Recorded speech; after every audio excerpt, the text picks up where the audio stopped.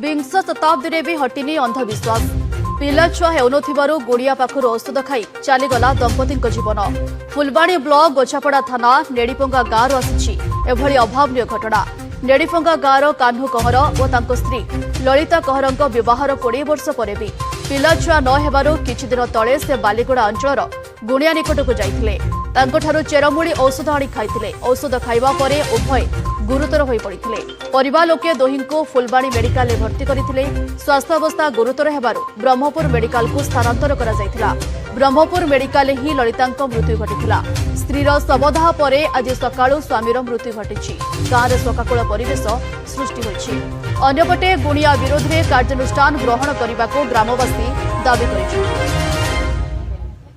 दुखर कथा स्वामी स्त्री जे तांकर दीर्घ दिन है पिला छुआ हो नहीं कही से माने बालीगुड़ा अंचल एक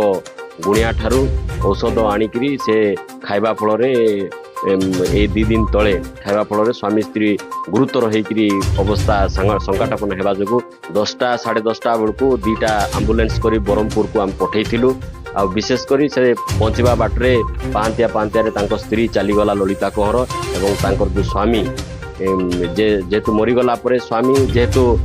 स्वामी आखि आगे स्त्री चलीगला से सही न पारी से नाई मत निय कहबार से गाँव को आसी आज सकाळे वर्तमान ये गोटे अध घंटा तले जीवन चलीगला।